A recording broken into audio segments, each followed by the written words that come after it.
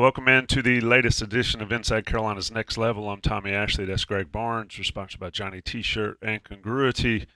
And this is Next Level, where we try to sort of elevate the discourse rather than your normal message board discussion. Greg and I will do that today with our guest, Ryan Burns of Gopher Illustrated. And Ryan, the first thing I must say is last year you introduced us to the idea of a joint message board thread. Yep. And we've done it again this year, both on your site at 24/7, the Minnesota site, Gopher Illustrated, and on Inside Carolina.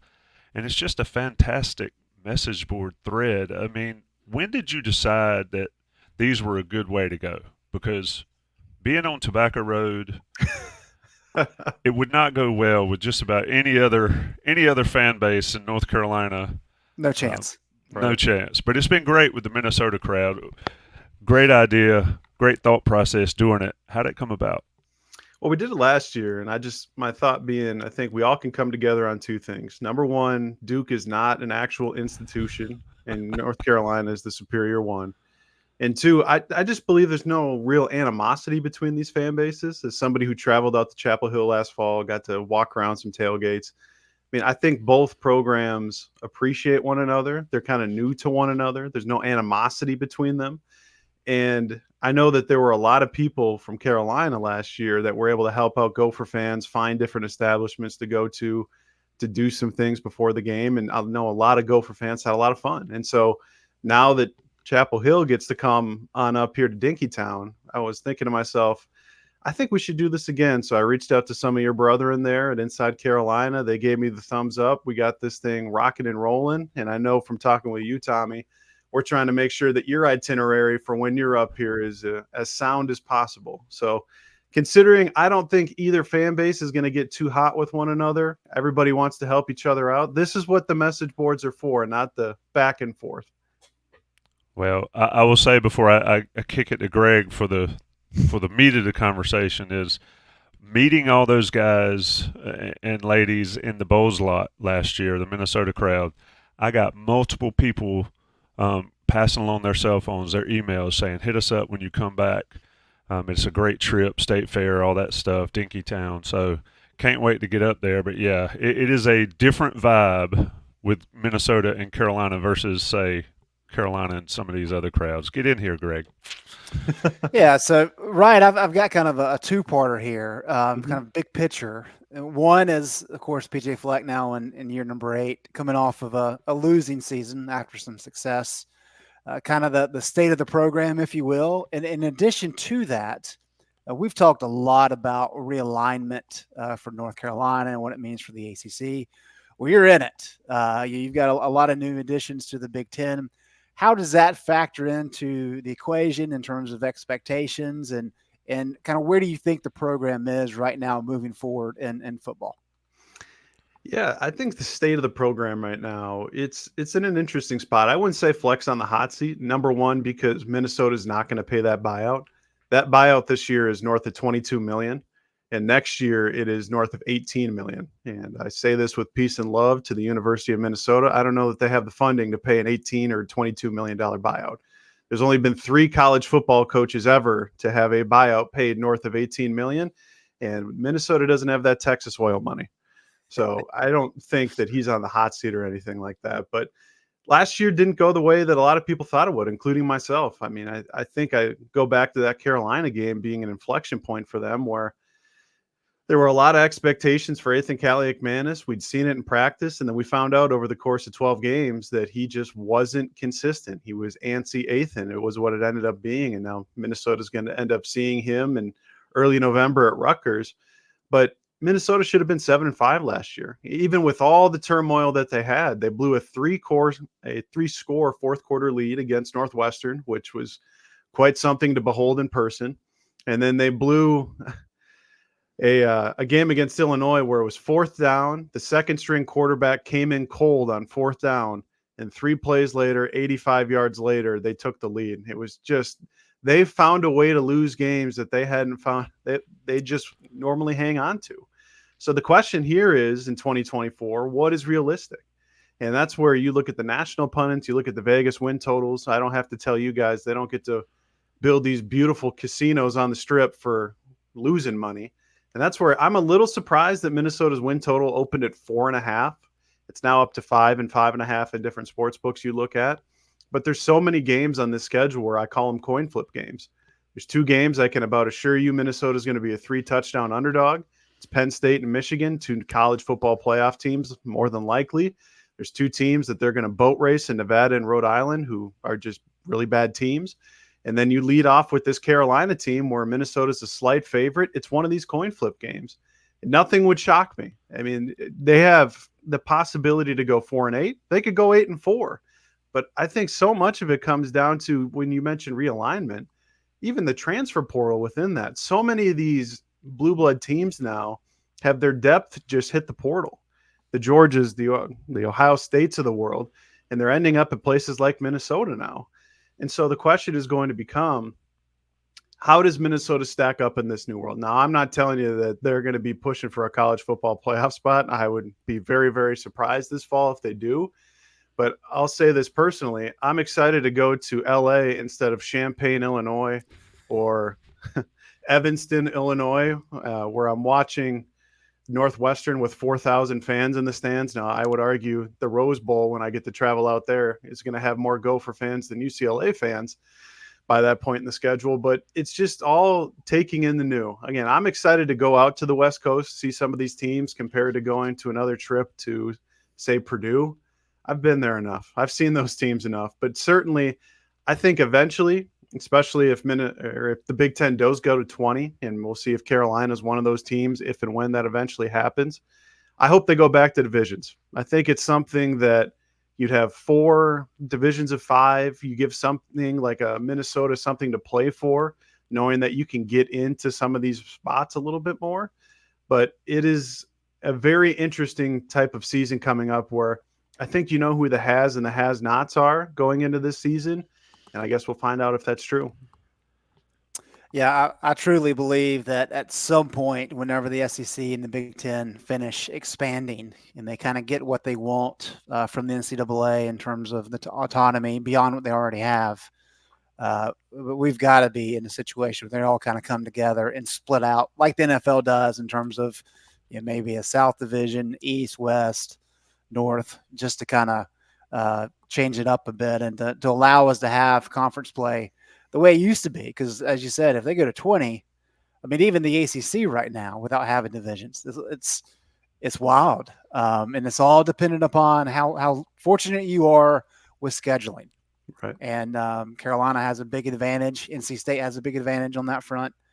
In terms of that, when you're adding programs like USC and Oregon, in addition to the already powerhouses that the Big Ten has, this is a conversation we have a lot, at Inside Carolina about Carolina potentially moving to the SEC or the Big Ten.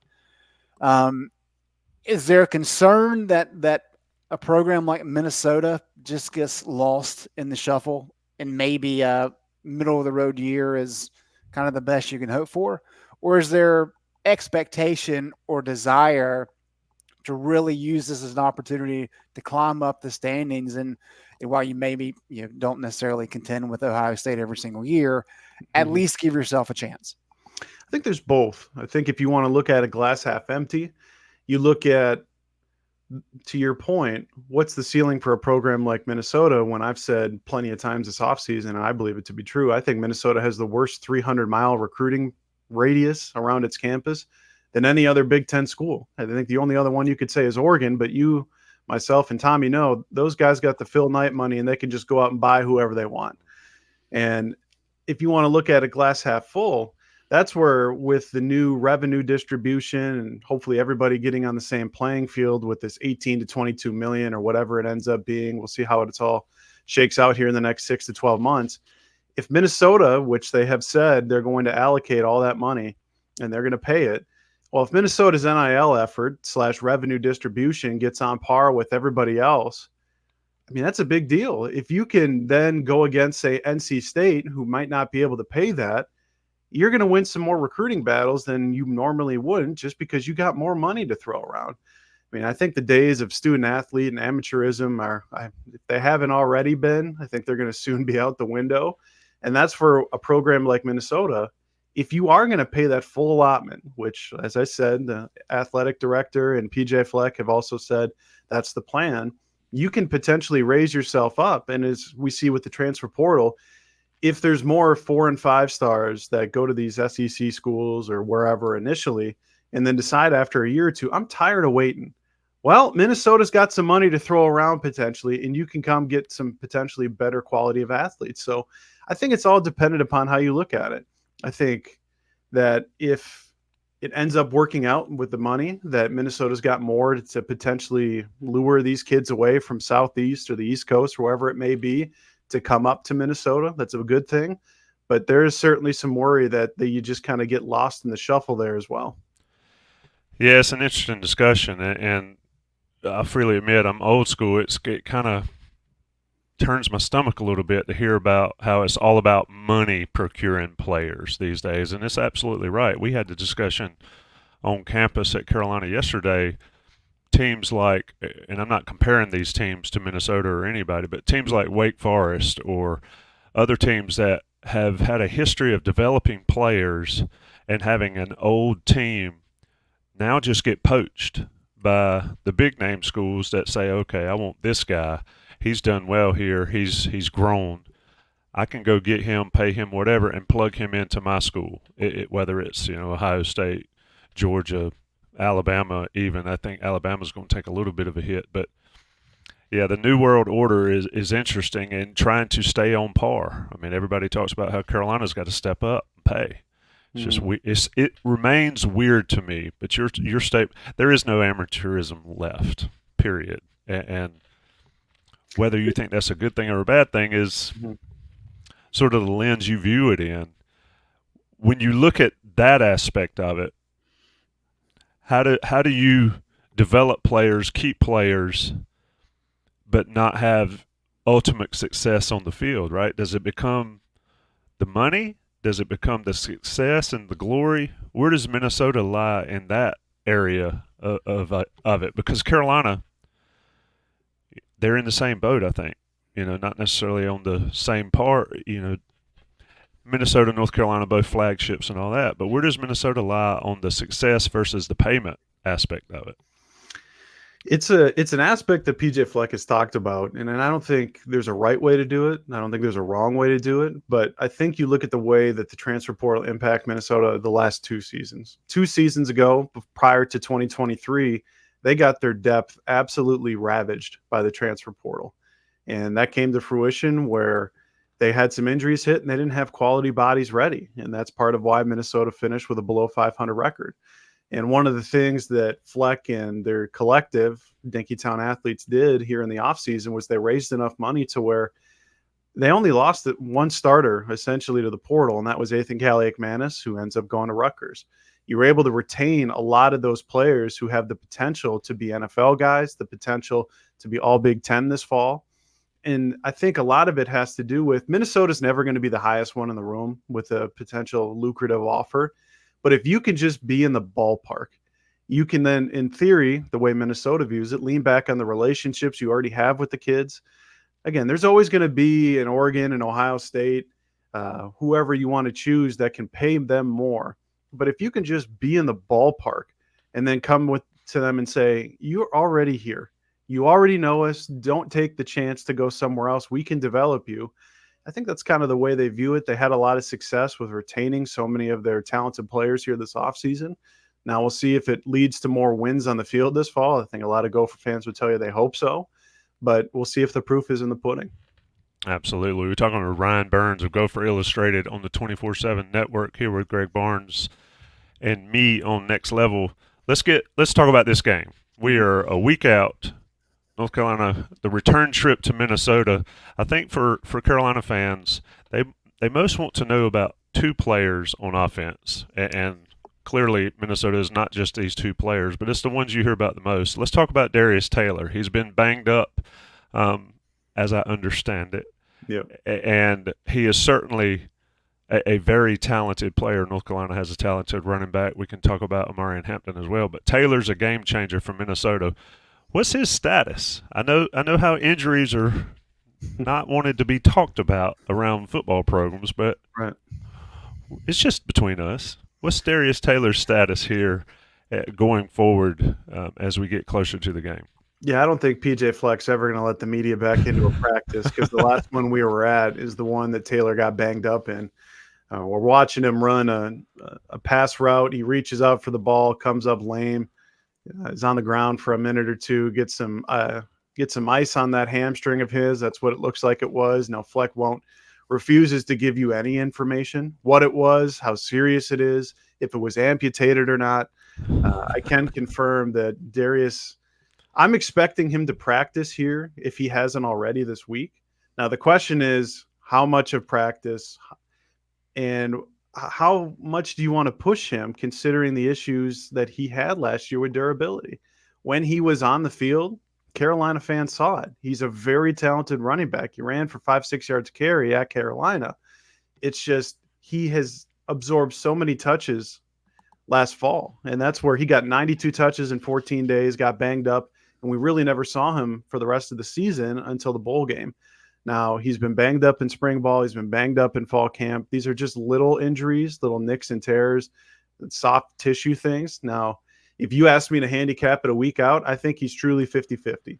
But as I said, I do expect him to practice, and I think it's going to come down to Darius Taylor, PJ Fleck, and the trainers. How much do they want to push him in this opening game? Because as I mentioned, the two games after this is Nevada and Rhode Island, two games that you're going to be 20-point favorites. You're probably not going to give him a ton of run anyway. So I would lean probably 55-45 right now that Darius does play.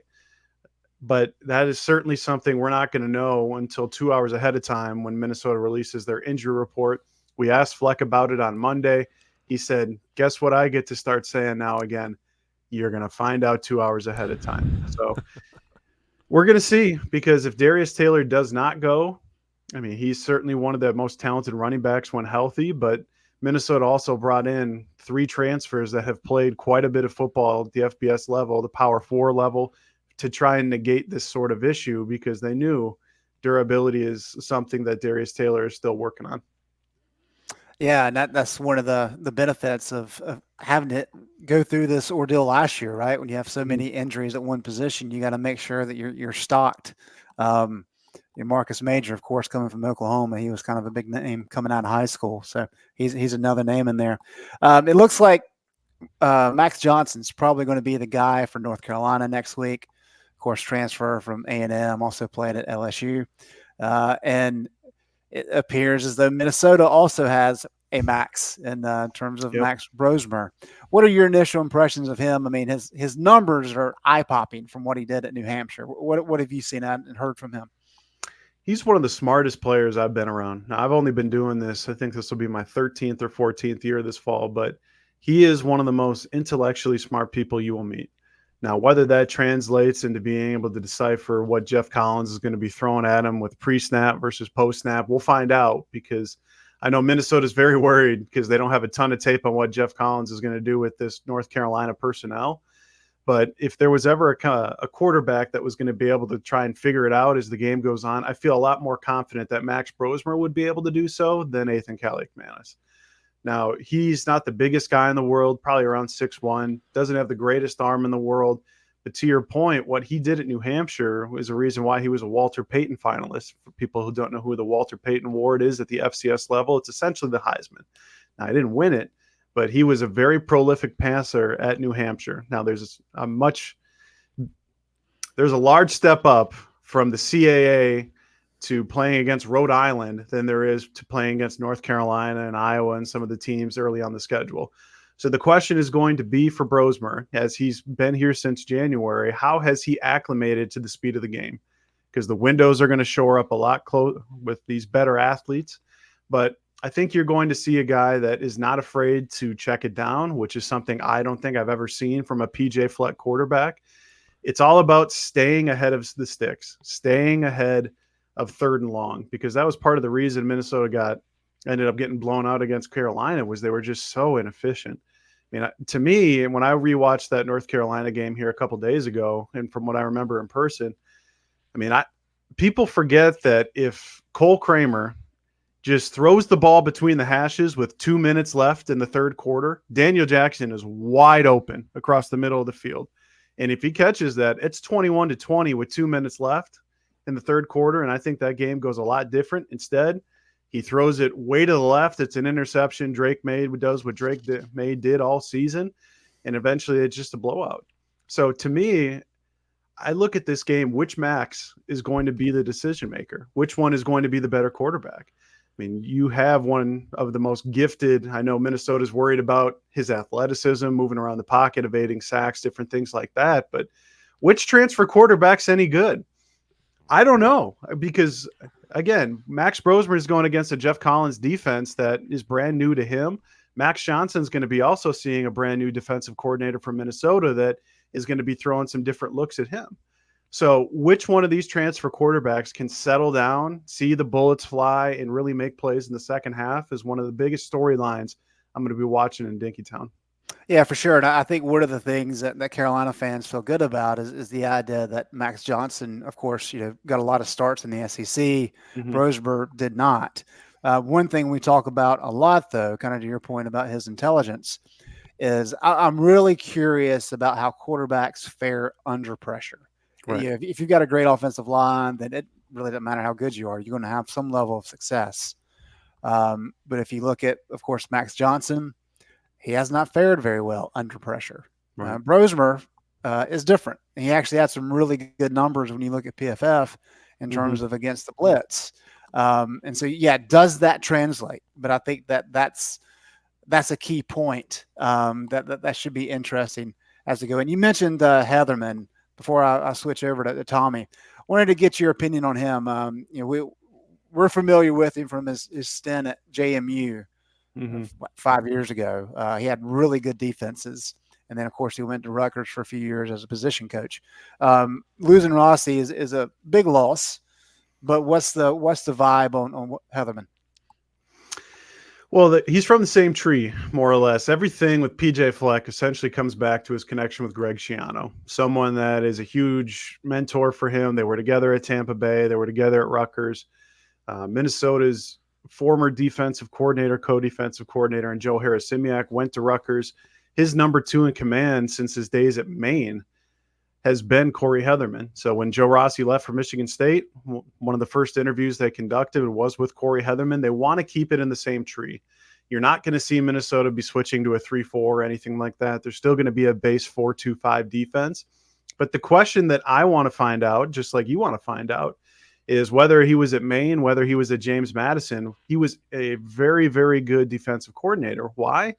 He was very, very aggressive. He had the personnel to be very aggressive. You talk to anybody around him from his previous stints, there's one 5-letter word that continues to come up, and that's the word blitz. Now, if you're going to blitz, that means there's going to be a lot of people in the secondary on islands, which I don't pretend to know as much about Carolina's receiving core without Tez Walker like you guys do. But it's going to be interesting to see how much Minnesota does blitz, because we haven't seen them blitz a ton in the Joe Rossi era. And I also don't know if they have the personnel to do so. Now, they have some linebackers that in theory you could, but it's going to be, for me, can Minnesota stop the run? Because I know Carolina fans don't exactly know the issues that Minnesota had, but by the end of Big Ten play, they were the worst run defense in the Big Ten, yards per carry, rushing yards per game. And that's where the most curious part about this game to me, especially for Corey Heatherman's defense, is can they stop Omarion Hampton? I mean, they stopped Hampton and they stopped Brooks last year. I think both of them combined for 71 yards on 24 carries, and that was not a good run defense. So the question is, with Minnesota returning a lot of the players in their front 7, and with Carolina having to replace 4 starters up front, if you can stop the run in this game, I feel a lot better about Minnesota's chances. But on the flip side of things, Omarion Hampton is one of the most talented players in the ACC for a reason. And Minnesota was an absolute dog in terms of, in a bad way, at stopping the run by the end of the season. So that's what, for me, I don't know if Minnesota can stop the run. I got to see 3 practices in the fall, 3 practices in the spring, and only one of them they tackled somebody to the ground. So it's tough for me to say if Minnesota's run defense is that improved. But if it's not, I think Carolina fans are going to be pretty excited about what they see out of Omarion. Yeah, that's a discussion we have a lot. Is last year when teams had the game plan for North Carolina, Drake May was number one on the scouting report on that Right. defensive scale. This year, Samaria and Hampton. And to your point, Minnesota has some success last year, but they couldn't cover Nate McCullum, and Drake May had a big game. Just sort of highlight some of those defensive guys. We always hear about Minnesota. We always hear about Big Ten football as a trench game, whether it's offensive line, defensive line, but sort of highlight the defensive guys from Minnesota that North Carolina fans should be aware of. If you're talking strength wise, I would say the strength of this unit, from what I perceive it to be, is going to be their defensive line. They return a lot of guys up front, 6 of the 8 guys that played last year, and a lot of guys that could potentially be all Big Ten guys. You look at someone like Ja Joyner, had one of the best pass rush win rates among anybody in college football last fall. And he didn't always convert those into sacks. He had something crazy around 50 pressures via Pro Football Focus, but he only had 7, 8 sacks. Now, I think a lot of that is because Minnesota didn't get any interior pressure. And so if the quarterback can just step up in the pocket and evade him, it's essentially neutralized. But he is one of the best speed rushers that Carolina will go against all fall. I project him to be a top 100 pick in the next draft. But the question for me is, can you get something else from guys like Devin Eastern, who is one of Minnesota's best defensive tackle?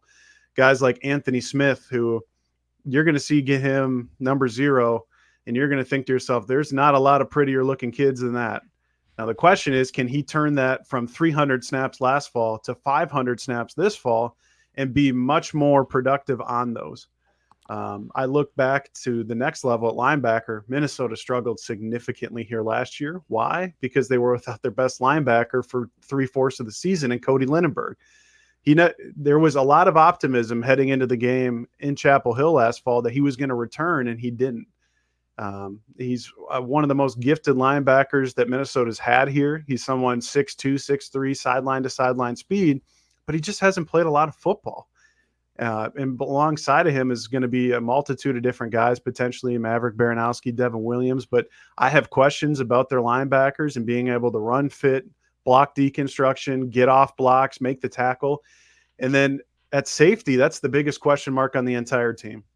They lost their top 60 overall draft pick in Tyler Nubin to the New York Giants.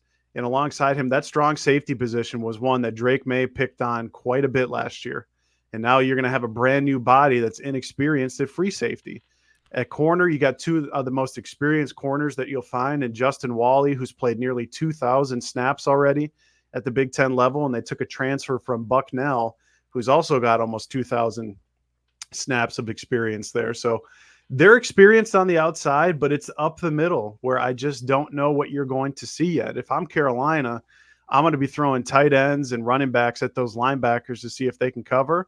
Then I'm also going to be trying to take some deep shots across the field. But the question for me, as you pointed out, Greg, is can Minnesota get pressure? I think that's where they're going to be leaning on, because they think they can win some of these one-on-one battles against that more inexperienced or a Carolina offensive line group that doesn't have a lot of snaps together, at least this version of it, especially in game 1. So if Minnesota can get pressure, and the Lord forbid they can stop the run, which is something I'm a little skeptical on yet, but if you can get Max Johnson behind the sticks, I think that's exactly what they want to do. But if Omarion Hampton's getting 6, 8, 10 yards a chunk here, and they're continually 2nd, 3rd, and short, this game becomes a lot different. Oh, yes, that battle is a big one, and it's also the other way around with North Carolina's defensive line. We've heard for years that North Carolina had the talent but could not put it together on the defensive line. They bring in Jeff Collins. Ted Monachino goes from analyst to defensive line coach, and they're going to be a lot more aggressive. So, again, and I put you on the spot to talk about Minnesota, but Minnesota's offensive line has always been a thing that people see as a strong suit. We talked about Darius Taylor. They've got transfers that can fill that gap. Minnesota's offense versus North Carolina's defense. Carolina's strength may well be in the back 4 and on the edges. The defensive tackles will be the question for Carolina. Take us from there. I think this has the potential to be Minnesota's best offensive line in the Fleck era. They have 3 guys that could potentially be NFL guys next fall. They have a left tackle in Ariante Ursary, who is potentially going to be a first-round draft pick. And they have two guards in Tyler Cooper and Quinn Carroll, both of which Dane Brugler, who I think is a really good NFL draft guy for the Athletic, has his top 20 interior offensive line prospects. They're very old there. I mean, we're talking about three guys in Ursery, Cooper, and Carroll that could potentially rent a car at a very nice rate. I mean, that's how you get good up front is you become old and you become experienced. This is going to be Ariante Ursery's third year starting at left tackle. Quinn Carroll started at right tackle in that Carolina game last year. Sounds like he's going to slide into guard, which is more of a natural position for him. Cooper's also a senior starting for the second time. But then it comes down to Greg Johnson at center. Minnesota's replacing their center. Greg Johnson really hasn't played there before this fall. So he's got some prospect pedigree. He was a 4-star. He's now in his second year. He got his first snaps as a true freshman last fall in Chapel Hill. Now, it didn't always go well. But at right tackle, that's the other question mark. It looks like they're going to be probably going with Martez Lewis, who started in that Carolina game at right guard. But they're old, and they have a potential to protect Brosmer's blind side with Ursery, and they have the potential to be pretty mauling up front, especially at those guard positions. Now, I'll tell you this. If I'm Jeff Collins, and I've watched a lot of Minnesota football with offensive line coach Brian Callahan over these years, I'm throwing as many stunts and twists as I can at this offensive line early in the season. When in Minnesota in September, these offensive lines have struggled with communication, struggled with stunts and twists, guys coming, guys going. So if I'm going to be able to get pressure, and from listening to you, looks like there's some potential question marks with the A and B gap compared to on the outside with maybe someone like Rucker. I mean, I'm trying to throw as many different looks at them because especially early with a brand new center who's inexperienced, is just a sophomore, a true sophomore, that's where it comes down to. But I do have a lot of faith. I mean, if you asked me today what position group on the entire team I have the most confidence in, I would probably tell you offensive line right now. All right, so I'm curious about this, Ryan. We'll wind down on this one. It sounds like Minnesota's got some really good pieces along the defensive line. You mentioned Joyner, but he was fifth in the Power 5 in pass rush grade, according to Pro Football Focus. That's pretty stout. Mm-hmm. And then offensive line wise, you've got some NFL talent there. Got a really good running back in Taylor, and yet, I'm seeing numbers tossed around in terms of win-loss records of an over/under of 5.5 wins. So where's the kind of the disconnect? Because granted, it may be my bias because I am very much give me a good defensive line, give me a good offensive line, and I'll go to war with you. Right. What am I missing maybe? Well, even today, the Senior Bowl came out. Minnesota's got 11 players on the Senior Bowl watch list, which, to your point, there is a disconnect somewhere because I'd even tell you when that number came out initially, it was at 4.5. Minnesota had the lowest win total of any team. There is a disconnect somewhere, and I don't know what is going to happen, to be quite honest with you. I've got my season prediction piece coming out on Thursday, and this is the toughest year I've had in predicting what Minnesota is going to end up being. And so much of it hinges on, I think, getting off to a good start at home against North Carolina. You have so many toss-up games where I just think, and I mean, you guys do this for a living. I do this for a living. With the way that rosters churn now in college football with the transfer portal, and I look at the schedule for Minnesota as well, 10 of these teams, including North Carolina, have a brand new quarterback. Which quarterbacks are any good, including Max Brosmer? I mean, if you told me that Max Brosmer is going to go 13 of 31 like Minnesota's last quarterback did, it doesn't take an elite football mind to tell you it's going to be really tough to win a football game if that's going to be the outcome. And I just don't know how many of these teams, because even between the bye weeks for Minnesota, they play a 3-game stretch against Maryland, Illinois, and Rutgers. And if they could go 0-3, they could go 3-0. There's just so many of these games from Minnesota that are going to be plus or minus a touchdown. And I would say Vegas thinks that Minnesota is going to not be able to finish football games like they did last fall. Now, it's interesting to me that number is at 5 or 5.5 now, because you look at Fleck's tenure here. He's never, the lowest amount of wins he's had is 5. He's done that twice, last year and then in his first year. And then other than that, he's been consistently 7, 8, 9 wins. So if you ask me today what I think Minnesota ends up going, probably 6-6, 7-5. But they have the potential to be more than that. They have the potential to be less than that. I tell you, the defensive line has to prove it. PJ has come out and said he thinks this is his most talented defensive line, and I don't disagree with him. Their starters 1 through 4 are as good as I think I've seen here, but it's the depth behind them I have question marks about. But Joiners got to go out and prove it. Devin Eastern, Anthony Smith, Jalen Logan Redding, Danny Strigout. These guys got to go out and prove it. And that starts with North Carolina. Now, I don't pretend to be the elite North Carolina offensive line mind.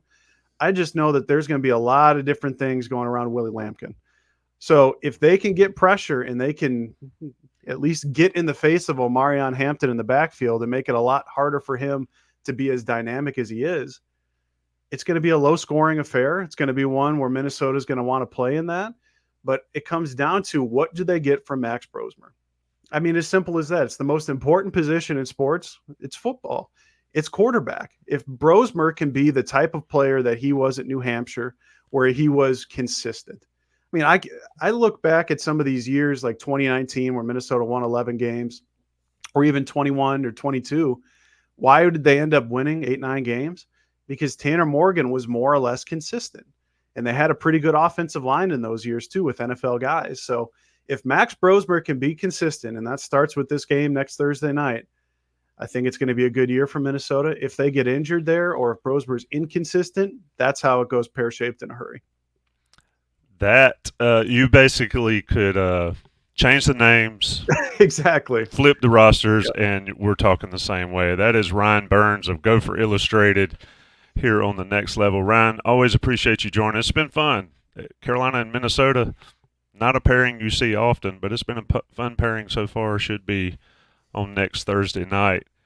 We're sponsored by Johnny T-Shirt and Congruity, Greg Barnes, Tommy Ashley. Ryan, appreciate you taking the time, my friend. Appreciate you guys having me on. Tommy, I'll see you at the game.